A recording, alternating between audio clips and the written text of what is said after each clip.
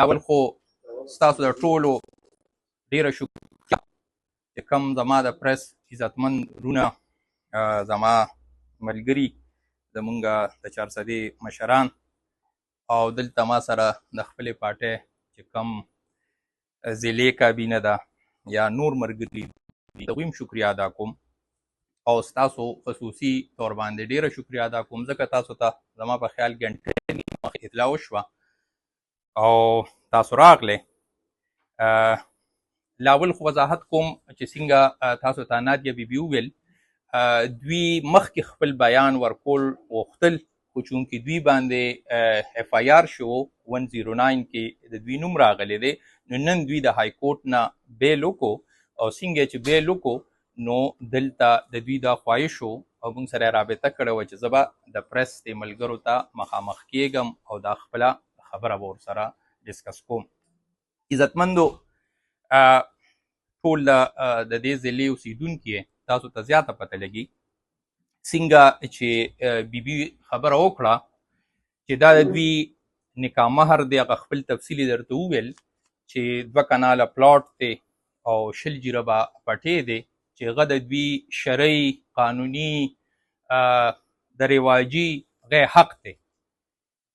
او بیبي درته څنګه چې ویل چې ما ډیر کوشش وکړو چې هغوی سره خبره وکړم خو زما هغه مسله نه حل کېده او زه چونکې زنانه ذات یم زما یو ورور دی هغه بهر دی کم چې مخکینی خاوند مې و هغه باسره دی د پیسې طاقت دی ورسره نو ما له هر قسمه اذیت راکو او دا زما حق دی چې 20 جریبه پټې 2 کناله پلاټ نو ما سره بله لاره نه وه زه لاړم بشیر خان له چونکې تاسو یې ټول پیژنئ ګلزار خان مشهور بیروکریټ دلته په چارسده کې پاتې شوي دی هغه وخت کې خو خیر مونږ به ماشومان او خو دلته داسې چې کم مشران ناست دي او بیا زما والد صاحب چې د 88 97 پورې 3 ځله منسټر او 4 ځله ایم پی او ګلزار خان هغه وخت کې مختلف عهدو باندې او ګلزار خان تاسو ته پته چې ډېر ښه تکړه بیروکریټ او ښه د خلکو به عزت کو زما والد صاحب سره هغه وخت کې ښه تعلق او ښه غم خادي ورسره نو نادیه بیبي چې کله لاړه او بشیر خان ته د وویل چې یاره زه دې وخت کې بېوسه یم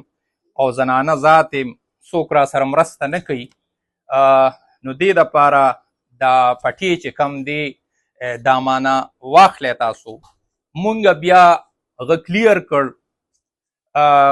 پټوارخانه کې کاغذات مال کې ارسم چې کلیر کړ چې آو دا د بیبي نکاح مهر دی 20 جریبه پټې 2 کناله پلاټ نو بیا مونږ ورته پیمنټ وکړو بیبي زما د کشر رور افضل په مختارنامه ولا ورکړه بیا تاسو ته پته ده چې دا د دوی حق چې خپل جایداد او خپل پراپرټي وه چې په چیم خرڅو آیا دا قانوني جرم دی چې یو ځای کې د چا پراپرټي ته نشي اخیستی آیا دا څه جرم دی چې یو زنانه ذات ته دې وخت کې هیلپ وکړي دوی مونږ ته اپروچ کړی دی دا د بیبي مخامخ ته او مونږ ته وویل چې یاره زه ستاسو کې هغه دغه ینم چې تاسو به زما دې کې مرسته وکړئ ځکه چې دغه نور دومره باسره دي چې زه چالم ځم نو غی دمکیانې وله ورکوي یا پرشر پې اچوي نو څوک ماته تیار نه دي چې زما دا پراپرټي والي زه در باندې څه غلطه پراپرټي نه خرڅوم څه در باندې د بل چا ځمکه نه بیه کوم دا زما حق دی نو د غي دا زما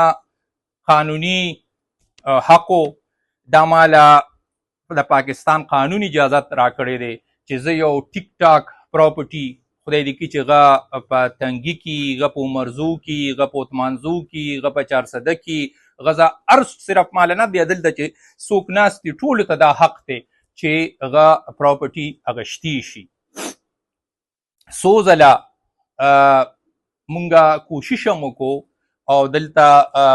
چې تاسو وایې زه به هغوی سره بیا تاسو میلو کوم. مونږ هغوی ته سوال جواب وکړو چې یاره تاسو دا ځمکه اخلی، مونږ غشتې ده، مونږ پیمنټ کړی دی، نو راځئ چې تاسو سره خبرې وکړو. وایي 3-4 ځله زمونږ کسان جرګتیان کله خوا کله دی خوا اخوا دی خوا ورته کول خندی ورپورې کوله، هغه جرګې نه کوله، ورځې به یې صرف هغه شتې. بیا زمونږ چونکې پراپرټي وه، خلیل او دغه ملګري چې هلته یې کور جوړ کړو په هغه ځمکه، هغوی تلل چې دلته به مونږ لاړ شو، دلته به کینو، خپل پټې به لږ ووینو، هلته به زمیندارو سره خبرې وکړو. هلته هغه دردناکه واقعه پیښه شوه، د ظلم او بربریت انتها وشوه. زمونږ ډېر ښه رونه، زمونږ ډېر هغه زمونږ ملا پې ماته شوه، زمونږ د کور افراد غیر اله ټارګټ کړل.